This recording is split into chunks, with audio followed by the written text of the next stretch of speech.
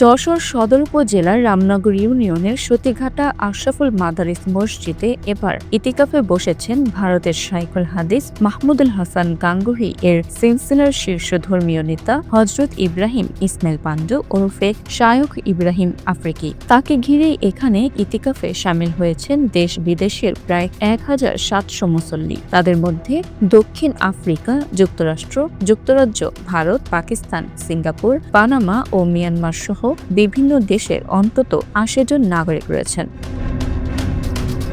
দক্ষিণ আফ্রিকার শীর্ষ ধর্মীয় ব্যক্তিত্ব শায়েখ ইব্রাহিম ইসমাইল পান্ডু ওরফে শায়েখ ইব্রাহিম আফ্রিকি যেখানে ইতিকাফে বসেন, সেখানেই তার অনুসারীরা দেশ বিদেশ থেকে অংশ নেন। এর আগে 2023 সালে এই মাদ্রাসায় প্রথমবারের মতো ইতিকাফে বসেছিলেন শায়েখ ইব্রাহিম। হযরত মাওলানা মুফতি ইব্রাহিম আফ্রিকি দামাত বারাকাতুহুম উনি প্রতি বছরই বাংলাদেশে বিভিন্ন জায়গায় ইতিকাফ করেন।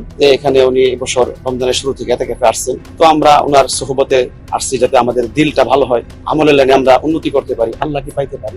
উনি যেহেতু এই জায়গা ইসলাহের জন্য, অন্তরের পরিশুদ্ধির কারণে এই জায়গায় ইতিকাফে বসেন, এই কারণে তার সুহবত প্রাপ্ত হওয়ার জন্য হাজারো আলেম ওলামা ইকরাম তারা এখানে ছুটে আসে।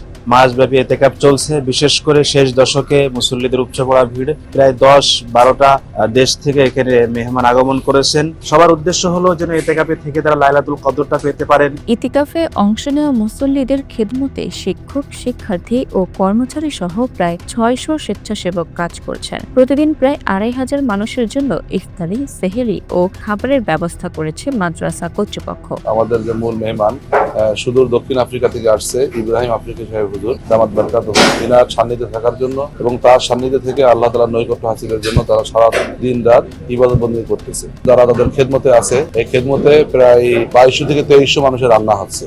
এর ভিতরে দেশি মেহমানদের জন্য আলাদা রান্না এবং বিদেশিদের জন্য তাদের রুচি মাফিক। টোটালি আমরা 4600 আলু চপ করে থাকি ইফতারের জন্য, সাথে ছোলা, মুড়ি, অন্য জিনিসও থাকে। এক একদিন এক এক রকম মেনু থাকে। বিদেশি মেহমানদের জন্য বিদেশি, তাদের জন্য আলাদা খাওয়া করা, যেরকম তাদের জন্য সেরকম। ইতিকাফ চলাকালে দেশ বিদেশের আলেমরা মুসল্লিদের উদ্দেশ্যে ধর্মীয় নসিহত পেশ করছেন। ভিন্ন ভাষায় দেওয়া বক্তব্য ও জুমার খুতবা মুসল্লিদের সুবিধার্থে বাংলায় অনুবাদ করে শোনানো হচ্ছে। এদিকে বিদেশি নাগরিকদের উপস্থিতির কারণে মাদ্রাসা এলাকায় জোরদার করা হয়েছে পুলিশের নিরাপত্তা ব্যবস্থা। Bangla affairs news desk.